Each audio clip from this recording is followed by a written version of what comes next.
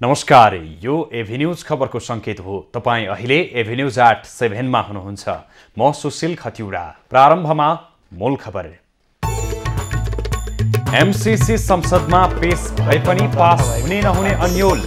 विपक्षमा मतदान गर्ने एकीकृत समाजवादीको निर्णय। कांग्रेस भन्छन् जसरी पनि पास गर्छ। सत्ता गठबन्धन नटुट्नेमा माओवादी अध्यक्ष दाहाल अझै आशावादी।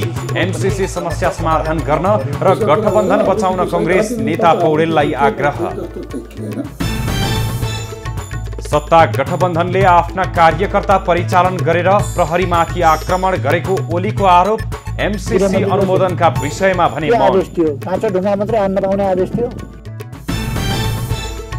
पशुपति धर्मशाला ठेक्का रद्द गर्ने निर्णय विरुद्ध जारी अदालतको अन्तरिम आदेश खारेज। सार्वजनिक सम्पत्ति दोहन गर्नेलाई नछाड्ने आलेको चेतावनी।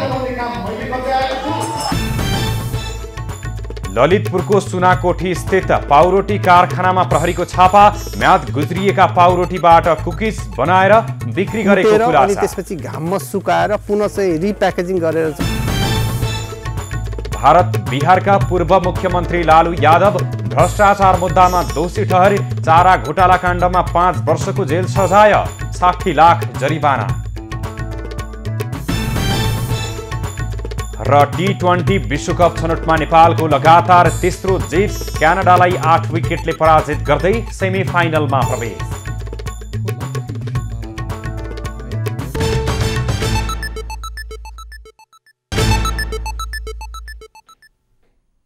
अब खबरको सिलसिला प्रारम्भ गरौं एमसीसी सम्बन्धी प्रसङ्गबाट।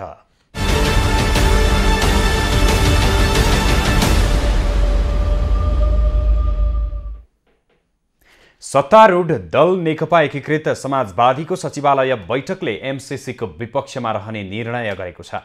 सोमबार काठमाडौँमा बसेको पार्टीको सचिवालयको बैठकले संसदमा टेबल भएको एमसीसीको विपक्षमा मतदान गर्ने निर्णय गरेको हो।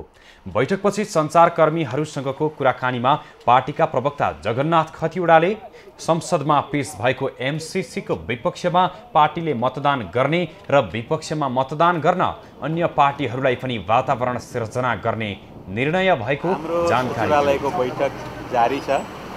आज छलफलको लागि समय पुगेन, यो निरन्तर छ।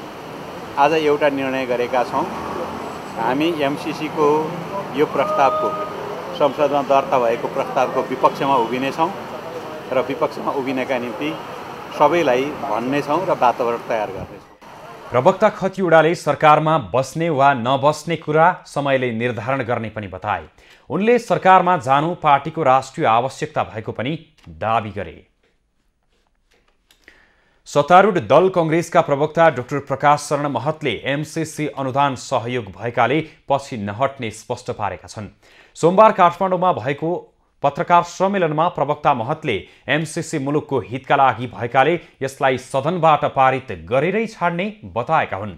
उनले गठबन्धन दलहरूमा एमसीसी बारे फरक मत रहे पनि सहमतिमै प्रतिनिधि सभामा पेश भएको बताए।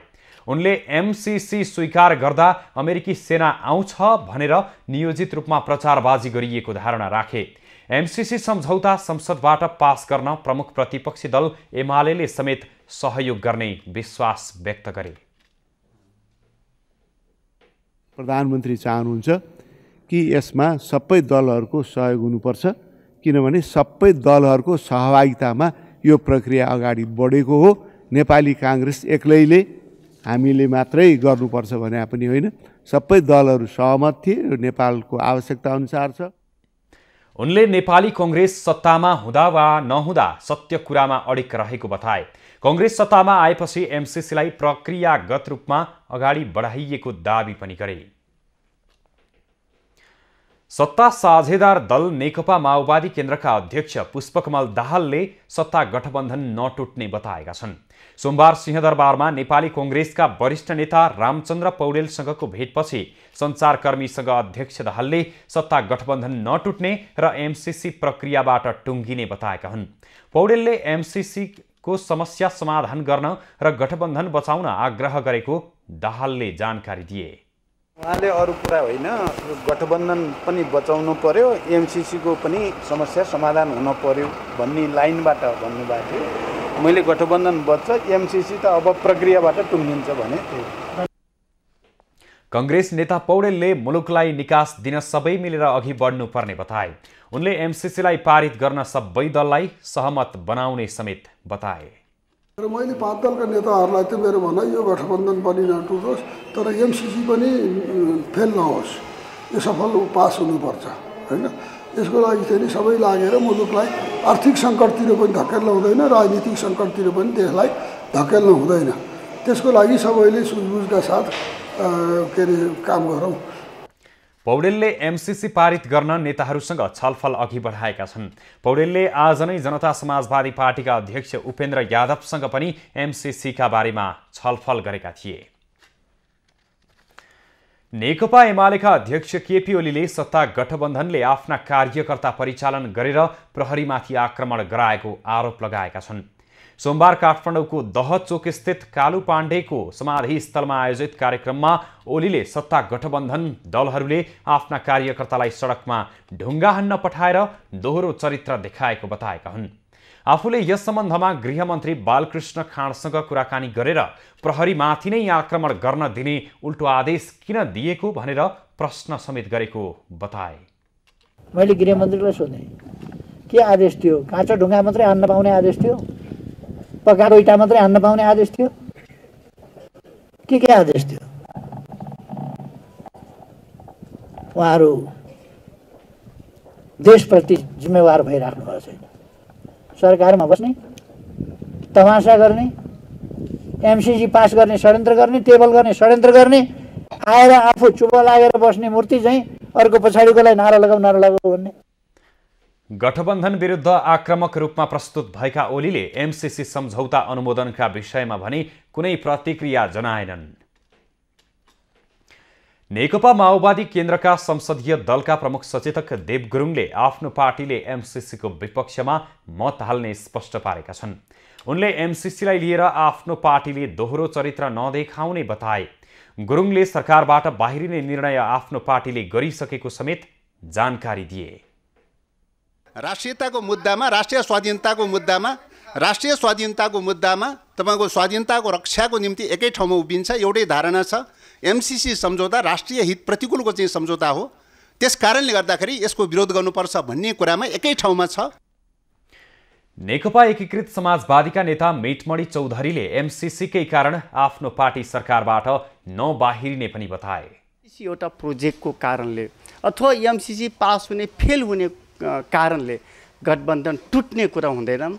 हामीले कमिङ इलेक्सनसम्मै अब गठबन्धन बनाएरै जानुपर्छ।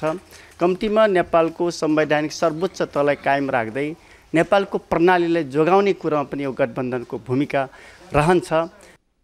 नेपाली कांग्रेसका नेता सञ्जय गौतमले माओवादी केन्द्र र एकीकृत समाजवादीले सरकारमा बस्ने नैतिक आधार गुमाइसकेको बताए। आनन्द पनि लिइराख्नुपर्छ, सरकारको उपयोग पनि गरिराख्नुपर्छ, अर्कोतिर सडकमा जिन्दाबाद र मुर्दाबाद पनि गर्दै हुनुहुन्छ र आफ्ना कार्यकर्तालाई, आफ्ना भातृलाई त्यसमा उतारी पनि राख्नु। उहाँहरूले यो विषयमा सोच्ने कुरा के हो भने यो भूमिका उहाँहरूले के राम्रो गरिराख्नु भएको छ। यदि यो राष्ट्रघाती हो भने त उहाँका नेताहरू सबभन्दा पहिले राष्ट्रघाती हुने त। गौतमले एमसीसीलाई लिएर भ्रम फैलाइएको समेत बताए। लामो रस्साकसीपछि संसदमा पेश भएको एमसीसी अनुमोदन हुन्छ कि हुँदैन भन्ने चासो बढेको छ। संसदमा पेश भए पनि माओवादी केन्द्र र एकीकृत समाजवादीले दोहोरो चरित्र देखाएका कारण संसदमा कसरी अनुमोदन हुन सक्छ भन्ने प्रश्न हुन सकेको छैन।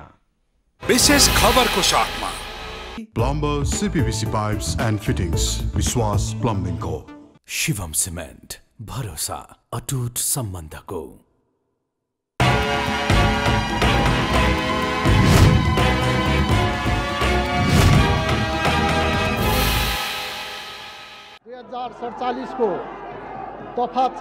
संसदमा पेश भएसँगै एमसीसीको विषयलाई लिएर बहस सुरु भएका छन्। कसैले सहजै संसदबाट अनुमोदन हुने कतिपयको बुझाइ छ भने सभामुखले विशेष समिति बनाई थप अध्ययनका लागि संसदमा पठाउन सक्ने सम्भावना पनि त्यत्तिकै छ। बरु प्रधानमन्त्रीले अमेरिकासँग थप समय माग्न सक्छन्, तर एमसीसी संसदबाट अस्वीकृत हुने सम्भावना भने निकै कम रहेको बताइन्छ। त्यसका लागि देउबाले अबका 5 दिन सक्दो प्रयास गर्नेछन्। माओवादी अध्यक्ष पुष्पकमल दाहाल र नेकपा एसका अध्यक्ष यथास्थितिमै पारित गर्ने पक्षमा छन्, तर एमसीसी को पक्षमा पार्टीमा निर्णय गराउन सक्ने अवस्थामा अब दाहाल नेपाल छैनन्। यति बुझेका देउबा प्रतिपक्षी एमालेका अध्यक्ष केपी शर्मा ओलीसँग पुनः संवाद गर्न तयार हुनेछन् भने जसपा र लोसपाको साथ पनि खोज्ने नै छन्। अनुमोदनका लागि ध्वनि मतकै आधार मान्ने सम्भावना पनि बढी छ। लोसपा पक्षमा रहेको छ भने जसपा भने विभाजित हुन सक्ने खतरा छ। अध्यक्ष उपेन्द्र यादव ढुलमुले अवस्थामा छन् भने बाबुराम भट्टराईले जसरी पनि अनुमोदन गर्नुपर्ने मत राख्दै आएका छन्। संसदमा कांग्रेसका 61 सांसद छन् भने लोसपासँग 13 र जसपा विभाजित नै भए पनि 5 जना अनुमोदनको पक्षमा छन्।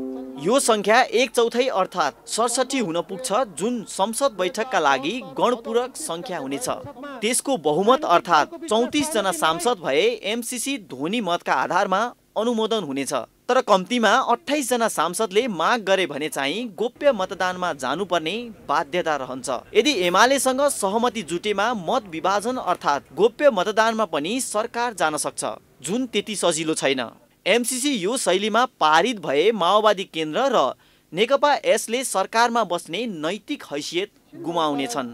मन्त्री बन्न नपाएका नेताहरूले एमसीसी वा सरकार मध्य एउटा रोज्न नेतृत्वलाई दबाब दिइरहेका छन्, तर मन्त्रीहरू स्वयंले भने मुख खोलेका छैनन्। आउने स्थानीय प्रदेश र प्रतिनिधि सभाको चुनावका लागि एमसीसी प्रमुख मुद्दा बन्ने निश्चित जस्तै भएकाले दलहरू त्यसको जोड घटाउमा लाग्दा पनि एमसीसी चेपुवामा परेको हो।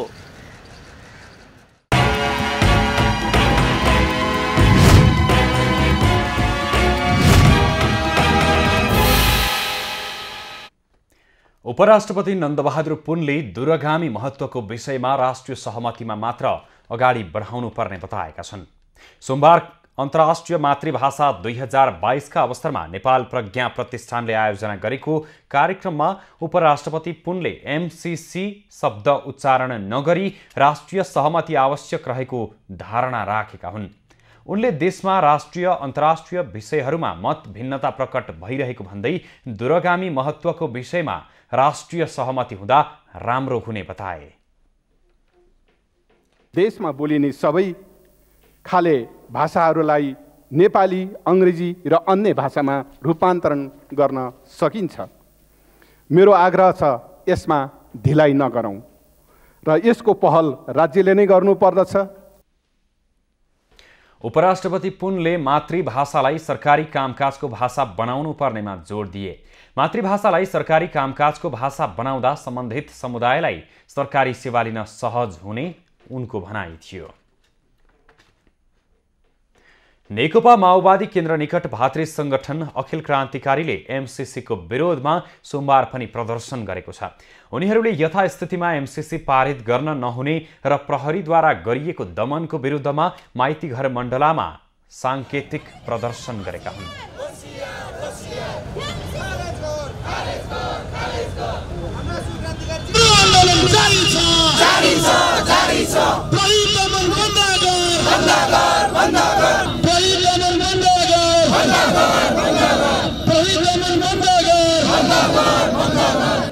उनीहरूले जनमतको खबरदारीलाई लत्याएर यथास्थितिमा एमसीसी संसदबाट पास गर्न खोजे आन्दोलनलाई सशक्त बनाउने चेतावनी समेत दिएका छन्। सरकारमा बसेर लड्ने, सदनमा हुने सदनमा बसेर लड्ने र सडकमा हुनेहरूले सडकमा बसेर लड्ने र एमसीसीलाई निस्तेज पार्ने। हिजोका दिनमा पनि हामी एमसीसी को विरुद्धमै थियौं, आज पनि छौं र भोलि पनि हुन्छौं। एमसीसी पास हुने अवस्था हुन्छ नि सबै सडकमै आउनुपर्छ, नेताहरू पनि सडकमै आउनुपर्छ र जसरी पनि यो एमसीसीलाई चाहिँ हामीले चाहिँ खारेज गर्नुपर्छ, रोक्नुपर्छ। एमसीसी को विषयमा नेतृत्व तहबाट कुनै पनि षड्यन्त्र भए आफूहरू त्यसको कडा प्रतिकारमा उत्रने भन्दै नेतृत्वलाई नचुक्न खबरदारी समेत गरेका छन्।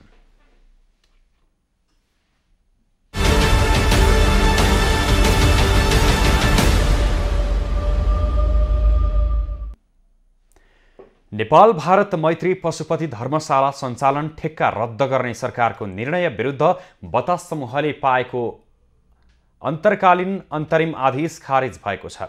उच्च अदालत पाटनका न्यायाधीश हरिप्रसाद भण्डारी र महेन्द्रनाथ उपाध्यायको संयुक्त इजलासले सोमबार अन्तरिम आदेश दिनु नपर्ने ठहर गर्दै यसअघिको अल्पकालीन अन्तरिम आदेश खारेज गरेको हो।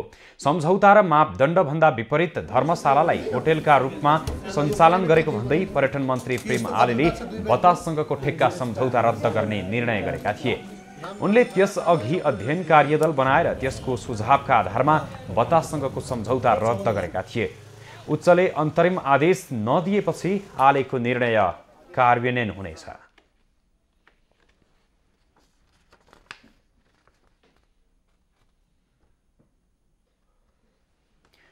संस्कृति पर्यटन तथा नागरिक उड्डयन मन्त्री प्रेमबहादुर आलेले देशको अहित गर्नेलाई अझ सशक्त कारबाही गर्ने बताएका छन्।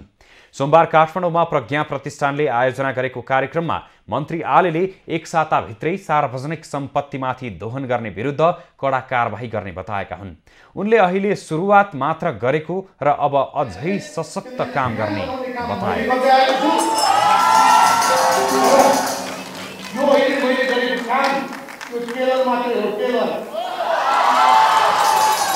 अब तपाईहरु एक साताभित्र पुरा क्लिन पर्दामा देख्ने गरी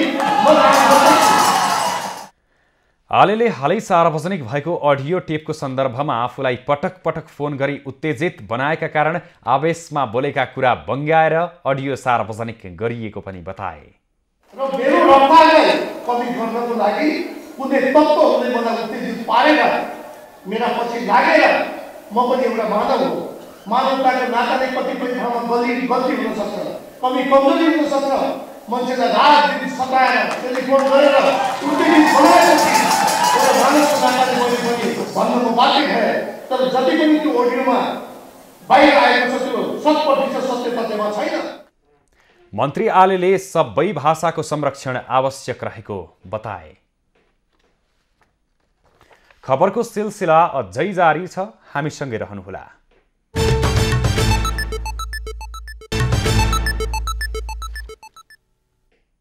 अब बाँकी खबर।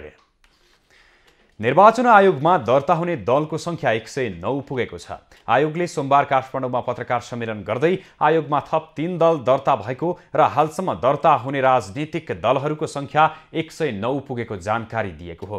त्यस्तै स्थानीय तह निर्वाचन प्रयोजनका लागि सूचना प्रकाशित भए बमोजिम हालसम्म विभिन्न 10 वटा दल राजनीतिक दलहरूले निर्वाचनमा भाग लिनका लागि निवेदन दिएको आयोगका सहप्रवक्ता सूर्य प्रसाद अर्यालले जानकारी दिए।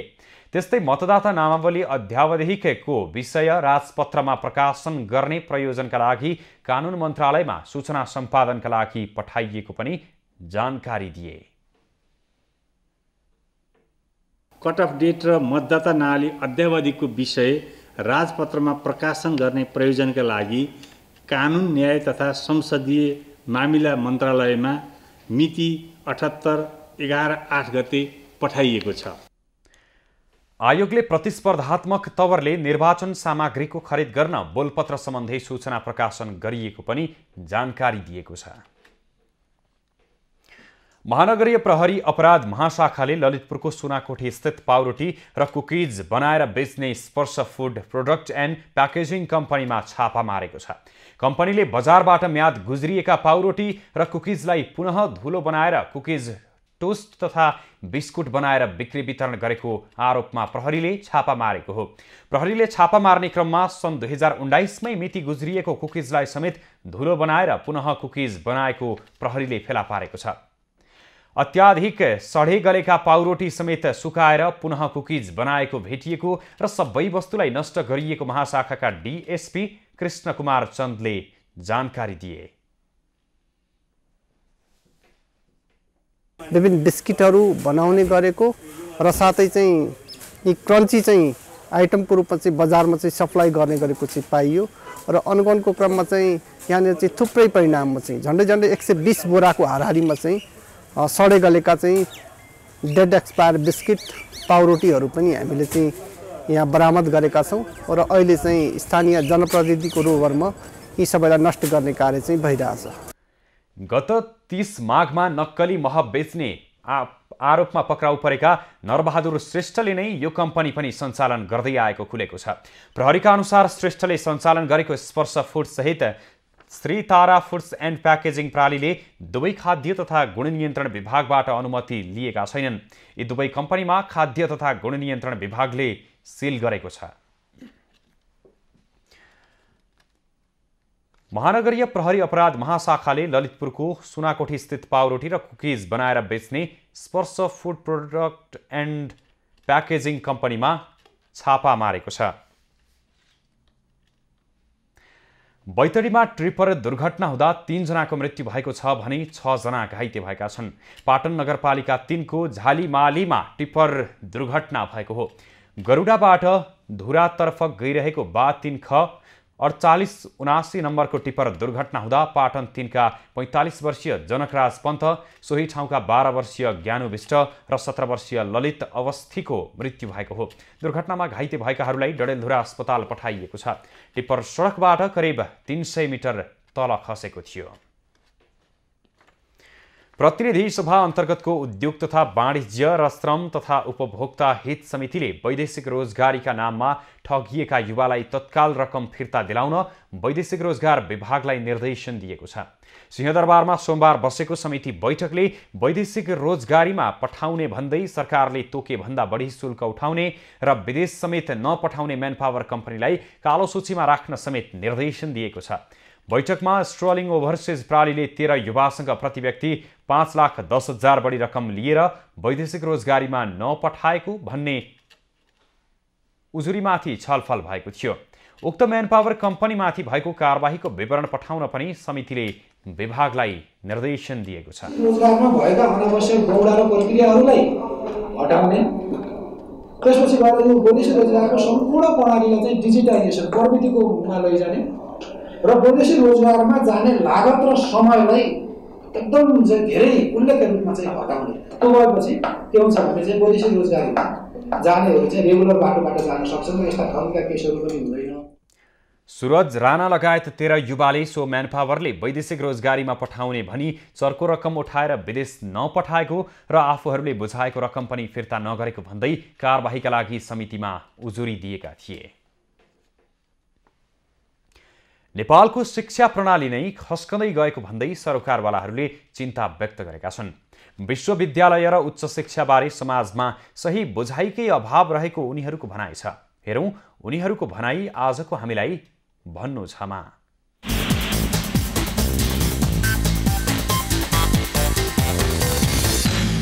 अहिले हाम्रो विश्वविद्यालयमाथि आक्रमण भएको छ। त्यो आक्रमण चाहिँ यो शिक्षा बिगार्नैका लागि हो। गएर ताला लाउने होइन, त्यसलाई काम गर्न नदिने होइन, त्यसलाई अप्ठ्यारो पार्ने होइन। त्यहाँभित्र राजनीतिक षड्यन्त्र, फेरि राजनीतिक पार्टीहरूको, राजनीतिक गुटहरूको षड्यन्त्र त्यहाँ गर्ने ठाउँ होइन। अहिले हरेक सेक्टरमा ब्रोकर दलालवाद हाबी भएको हुनाले विश्वविद्यालयमा मैले जागिर खान पाउनुपर्छ, मैले पढाउन पाउनुपर्छ, अनि गरिबको छोराले सिधै पढ्न पाउनुपर्छ, उच्च शिक्षा भन्ने कुरासम्ममा हामीले हाम्रो बुझाइ त्यसैमा सीमित रहेसम्म समस्या समाधान हुँदैन। प्राध्यापकहरूले हैन जुन हिसाबले चाहिँ त्यो क्राइमको चाहिँ भर्त्सना गर्नु पर्थ्यो, युनिभर्सिटी जसरी बोल्नु पर्थ्यो, बोल्न सक्नु पर्थ्यो हैन, मेरो दृष्टिकोणमा ती कुनै विद्यार्थी होइनन्। हामी जाँच दिन्छौँ भनेर तपाईँहरूको अगाडि भनेका छौँ। हामी जाँच दिएर लेखेर चाहिँ उस गर्छौँ, हामी पास गर्छौँ। पास भएनौँ भने जहिलेसम्म युनिभर्सिटीको दायरामा रहेर हामीले चाहिँ के छ त भन्दा एउटा आंशिकको चाहिँ कहिलेसम्म कति उमेर हद त्यहाँ कानुनहरू छन्, त्यहाँका चाहिँ विधि विधान छन्, हामी त्यसैमा सबै टेकेर जहिले विदाय हुनुपर्छ त्यसमा चाहिँ हुन्छौँ। अब कुनै एउटा क्याम्पसले सम्बोधन पाउनुपर्ने या खारेज हुनुपर्ने या नपर्ने भन्ने विषय त्यो विद्यार्थी सङ्गठनको विषय हुन सक्छ सक्दैन, यहाँहरूले विचार गर्नु। अदालतको कुरामा होस् वा चाहिँ संसदको कुरामा, युनिभर्सिटीमा एकचोटि युनिभर्सिटीका डिपार्टमेन्टले यसमा छलफल गर्नुपर्छ कि पर्दैन, मेरो प्रश्न मात्रै हो। मैले नबुझा होला, तर मैले संसारमा हेर्दाखेरि मैले देख्छु युनिभर्सिटीहरू जहिले पनि अगाडि आइरहेको। खोटाङको साप्सु धापलाई धार्मिक तथा पर्यटकीय गन्तव्यको रूपमा विकास गरिएको छ। 12 महिना भक्तजन पुग्ने साप्सु धापको गुरु योजना बनाएरै नगरपालिकाले गन्तव्य बनाएको हो। दिक्तेल रूपाकोट मजुवागढी नगरपालिका वडा नम्बर 9 स्थित धार्मिक स्थल साप्सुधापलाई धार्मिक तथा पर्यटकीय गन्तव्यको रूपमा विकास गरिएको छ। नगरपालिकाले गुरु योजना बनाएर साप्सुधापलाई नगरले धार्मिक तथा पर्यटकीय स्थलको रूपमा विकास गरेको हो।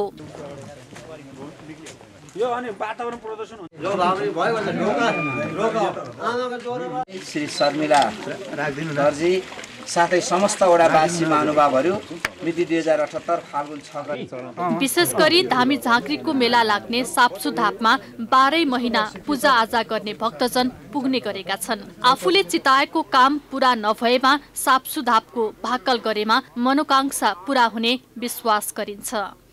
यहाँको विशेषता भनेको साउनको जनै पूर्णिमामा चाहिँ मेला लाग्ने, यहाँ धामी झाँक्रीहरू आउने, यहाँ चाहिँ ठुलो धाम लाग्ने चलन छ। यहाँ चाहिँ आएर जति पनि अब कोही बिमारी भयो दुमेर भयो देश विदेशमा बिमार हुँदाखेरि ल श्री साप्सुभा छ तिमी जयपति पनि श्यामगङ्गा हो, म तपाईँको गएर चाहिँ 5 थोक प्राणीले म सेवा गर्छु भनेर उहाँ देश विदेशदेखि भाकल गर्दाखेरि पनि उहाँ निको भएर यहाँ आएर सेवा गरिएको छ। यहाँ देश विदेशबाट सहित यहाँ धामी बस्नलाई धामीको हुल पनि आउँछ र हामी प्रत्येक घर लौरी नै हामी यसलाई चाहिँ साप्सुको भाले भनेर प्रत्येकले चढाउँछौँ। ऐतिहासिक तथा सांस्कृतिक महत्त्व बोकेको साप्सुधापको पर्यटकीय सम्भावना पनि उत्तिकै रहेको छ। धार्मिक तथा पर्यटकीय गन्तव्यको रूपमा प्रचार गर्नुपर्ने नगरपालिकाको भनाइ छ। 11वटा स्थलहरूलाई पर्यटकीय स्थलको रूपमा विकास गर्ने निर्णय गर्यो र महत्त्वपूर्ण पर्यटकीय गन्तव्य स्थलको रूपमा विकास गर्ने उद्देश्यका साथ हामीले यो साप्सुधापलाई विभिन्न किसिमका यहाँ संरचनाहरू निर्माण गरेर आफैमा यो चाहिँ पवित्र धार्मिक एवं पर्यटकीय स्थल हो र यसलाई प्रवर्धन गर्ने काम नगरपालिकाको तर्फबाट हामीले गरेका छौँ। हरेक वर्ष जनै पूर्णिमाको दिन साप्सुधापमा ठूलो मेला लाग्ने गर्दछ। सदरमुकाम दिक्तेल बजारबाट 3 घण्टाको सवारी साधनको यात्रामा साप्सुधाप पुग्न सकिन्छ। साप्सुधापको दर्शनको लागि भोजपुर, धनकुटा, सङ्खुवासभा, उदयपुर, सोलुखुम्बु लगायत प्रदेश नम्बर 1 का विभिन्न जिल्लाका भक्तजनहरू पुग्ने गर्दछन्। खोटाङबाट राजन ठटालको रिपोर्ट। नेपालमा बेलायतको थप लगानी भित्र्याउनका लागि ब्रिटेन चेम्बर अफ कमर्सले पहल गर्ने भएको छ। ब्रिटेन नेपाल चेम्बर अफ कमर्सले आयोजना गरेको अन्तर्क्रियामा सहभागीहरूले लगानी गरेको पैसाको प्रतिफल सुरक्षा ग्यारेन्टी भए थप लगानी भित्र्याउन सकिने बताएका हुन्। ब्रिटेन नेपाल चेम्बर अफ कमर्सको निमन्त्रणामा नेपालबाट बेलायत आउनुभएका नेपाल उद्योग परिसङ्घका उपाध्यक्ष तथा आइएमई ग्रुपका संस्थापक हेमराज ढकालसँग छलफल कार्यक्रमको आयोजना गरेको थियो। छलफलका क्रममा प्रमुख अतिथिको रूपमा बोल्दै ढकालले नेपालमा प्रत्यक्ष लगानीका अवसर र नेटवर्कको विषयमा प्रकाश पार्नु भएको थियो। एनआरएन कम्युनिटीलाई नेपालमा लगानी गराउने उद्देश्यले प्रोत्साहन गर्ने रूपमा जुन एउटा कार्यक्रम भयो यो साह्रै सराहनीय कार्यक्रम। ब्रिटेन नेपाल चेम्बर अफ कमर्सको आयोजनामा भएको उक्त कार्यक्रममा बेलायतमा रहेका विभिन्न व्यवसायसँग सम्बन्धित व्यक्तिहरूको सहभागिता रहेको थियो।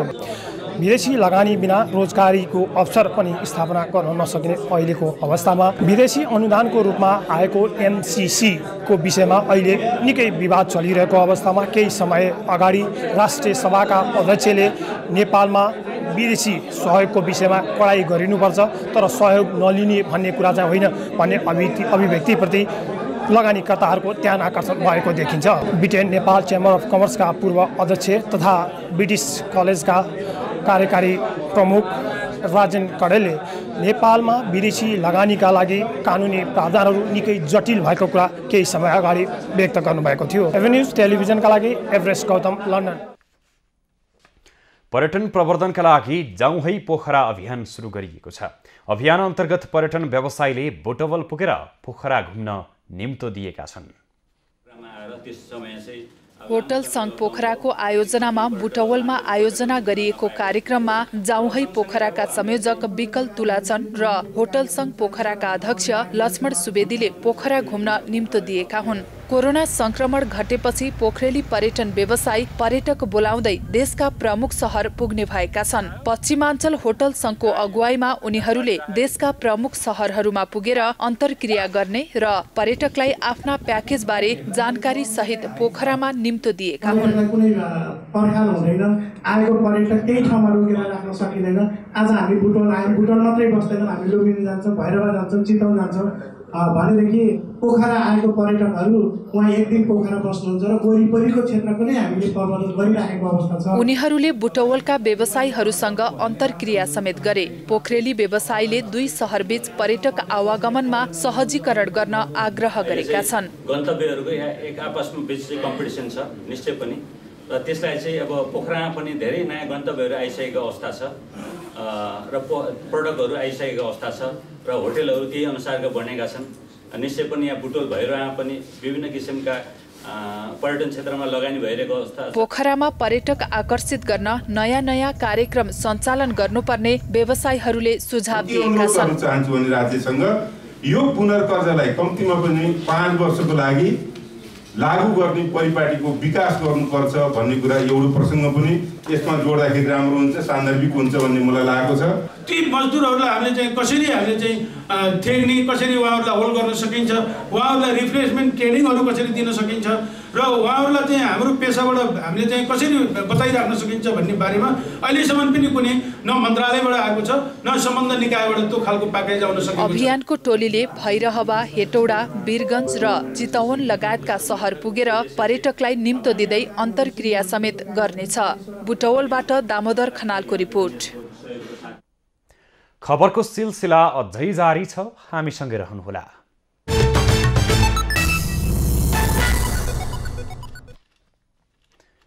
नेपाल आइसिसी पुरुष टी20 विश्वकप अन्तर्गतको ग्लोबल छनौट ए को सेमिफाइनलमा प्रवेश गरेको छ। ओमानको अल अमेरातमा सोमबार क्यानाडालाई 8 विकेटले हराउँदै नेपाल अन्तिम 4 मा पुगेको हो। ओमानमा जारी छनौट प्रतियोगितामा समूह विजेताका रूपमा नेपालले सेमिफाइनलमा स्थान बनाएपछि युएईसँग भिडन्त तय भएको हो। अर्को समूहबाट आयरल्यान्ड विजेता र युएई उपविजेताका रूपमा सेमिफाइनलमा पुगेका छन्। पहिलो खेलमा ओमानलाई 39 रन र दोस्रो खेलमा फिलिपिन्सलाई 136 रनले हराएको नेपालले सोमबार भएको समूहको आफ्नो अन्तिम खेलमा क्यानाडालाई 8 विकेटले पराजित गरेको हो। नेपालले टस जितेर पहिला ब्याटिङ गरेको क्यानाडालाई 80 रनमा समेटेको थियो। क्यानाडा 15 ओभरमा सबै विकेट गुमाएर 80 रनमा समेटिएको हो। सन्दीप लामिछानेले 3 तथा कमल सिंह ऐरी र अविनाश बोहराले समान 2-2 विकेट लिए। कुशल मल्लले 1 विकेट हात पारे। 35 रन जोड्दा 1 विकेट मात्र गुमाएको क्यानाडाले थप 13 रनमा 8 विकेट गुमाएको थियो। पछिल्लो क्रममा डेनियल हेलिगरले 2 छक्का प्रहार गरेका थिए। क्यानाडाले 10औं विकेटका लागि 32 रनको साझेदारी गरेको थियो। सन्दीपले 4 ओभरमा 12 रन खर्चिए। उनले व्यक्तिगत पहिलो ओभरमा 8 रन दिएका थिए। कमलको 3 ओभरमा 16 रन दिए। अविनाशले 3 ओभरमा 7 रन मात्र दिए। नेपालले 14 ओभर 1 बलमा 2 विकेट गुमाएर लक्ष्य पूरा गरियो। अभिजित रहँदै नेपालका कुशल भुर्तेलले 34 र दिपेन्द्र सिंह ऐरीले 27 रन बनाए। नेपालले युएईसँग मंगलबार प्रतिस्पर्धा गर्नेछ। Shahid Smarak A division league फुटबलबाट ब्रिगेड बोइज क्लब रेलिगेसनमा परेको छ।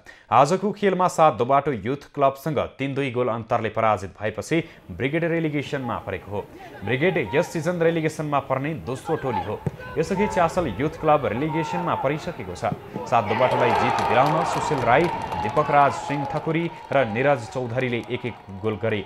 ब्रिगेडका वेटरान्ड इभोडे ओटो र रोशन राणा मगरले 1-1 goal फर्काए।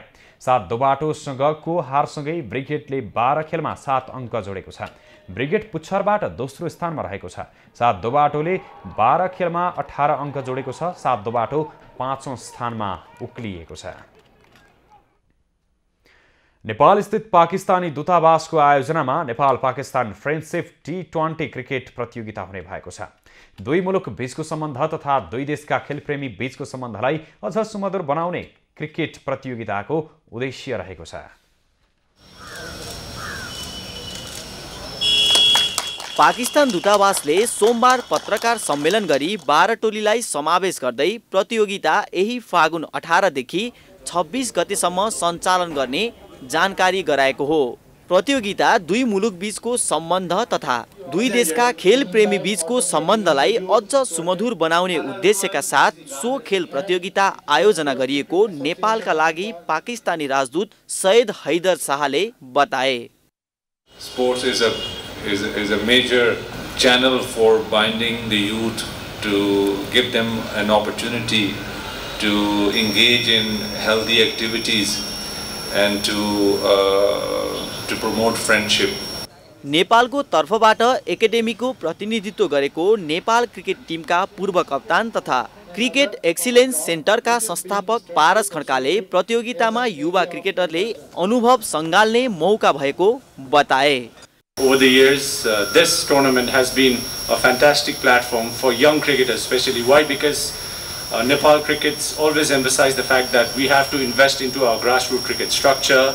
We have to manage everything around the young kids and young cricket enthusiasts who are seeking a platform to go express their cricketing skills. League cup नकआउटका आधारमा खेलाइने प्रतियोगितामा आयोजकले सहभागी 12 टोलीलाई 4 समूहमा विभाजित गरी सञ्चालन गर्ने जनाएको छ, जस अन्तर्गत समूह ए मा पाकिस्तान दूतावास cricket club, HK cricket club र लायन्स क्रिकेट क्लब रहेका छन् भने समूह बी मा star cricket academy, Bal park academy तथा जीएचसीए समावेश छन्।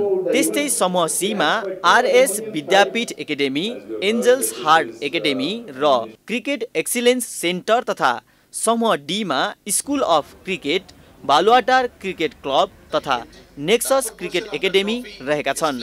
4 समूहका विजेताहरू सेमिफाइनलमा प्रवेश गर्नेछन्। धुम्बारा स्थित पाकिस्तानी दूतावासको क्रिकेट मैदानमा हुने प्रतियोगिताको उद्घाटन खेल पाकिस्तान दूतावासले एचके क्रिकेट क्लब विरुद्ध खेल्ने तालिका रहेको छ।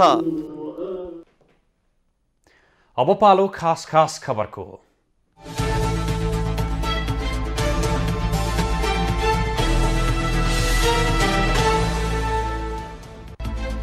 प्रतिनिधि सभा बैठकमा पेश भएको एमसीसी सम्झौता अघि नबढाउन माग गर्दै सर्वोच्च अदालतमा रिट निवेदन पेश भएको छ।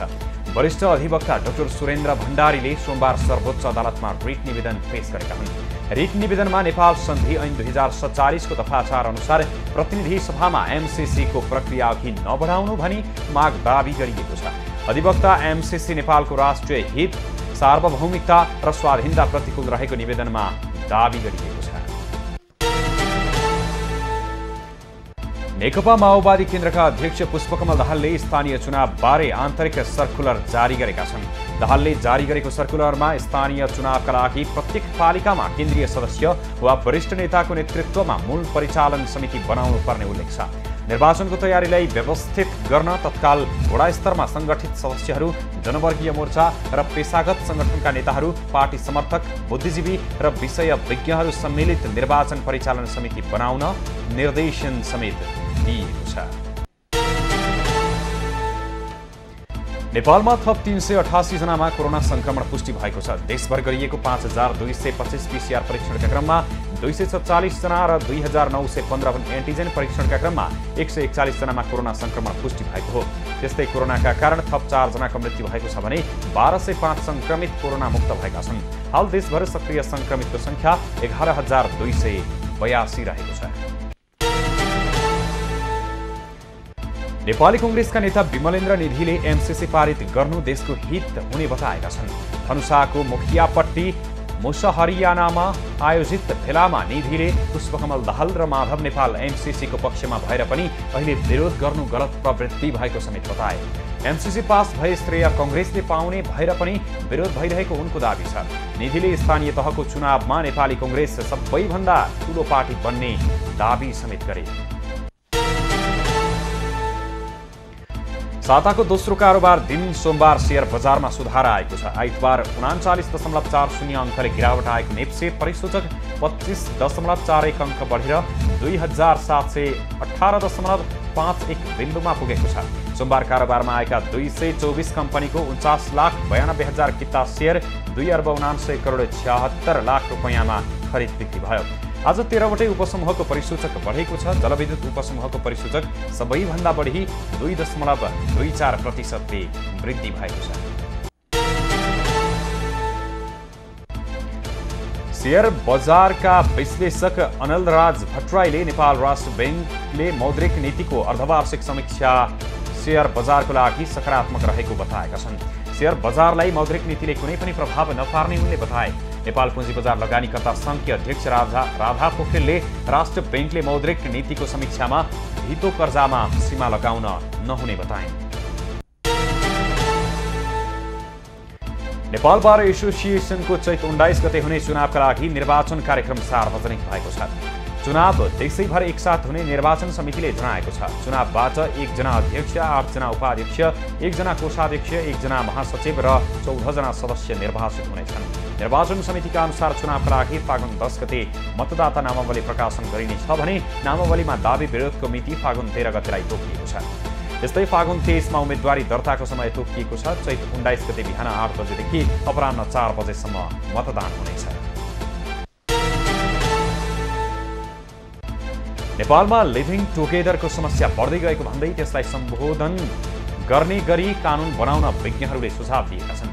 प्रतिनिधि सभा अन्तर्गतको महिला तथा सामाजिक समितिको सोमबार सिंहदरबारमा बसेको बैठकमा विज्ञहरूले लिभिङ टुगेदरको समस्या सम्बोधन गर्ने गरी कानुन निर्माण गर्नुपर्ने धारणा राखेका हुन्।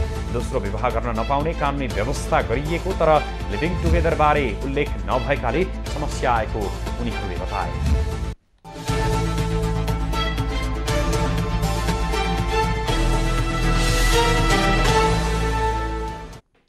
अब पालो एभिन्यूज एट मौसमको।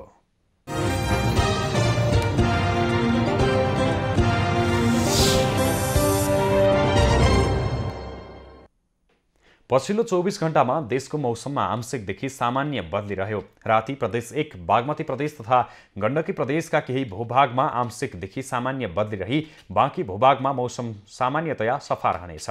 प्रदेश 1, बागमती प्रदेश तथा गण्डकी प्रदेशका उच्च पहाडी तथा हिमाली भूभागका थोरै स्थानहरूमा हल्का हिमपातको सम्भावना पनि रहेको जल तथा मौसम पूर्वानुमान महाशाखाले जनाएको छ। काठमाडौँ उपत्यकाको आजको अधिकतम तापक्रम 17 डिग्री सेल्सियस र न्यूनतम तापक्रम 4 डिग्री सेल्सियस मापन गरियो। आज देशभरको मौसम कस्तो रह्यो त हेरौँ देशका विभिन्न स्थानको मौसमी अवस्था।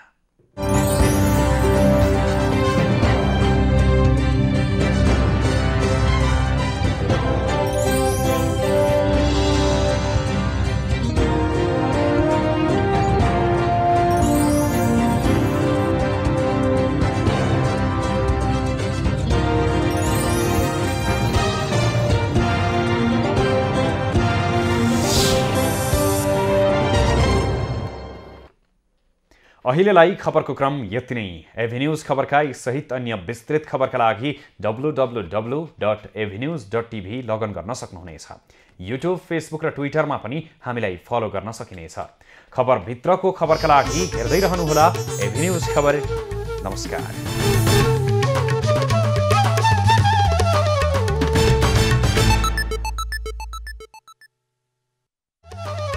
एभिन्यूज एट खबरको साथमा डिश होम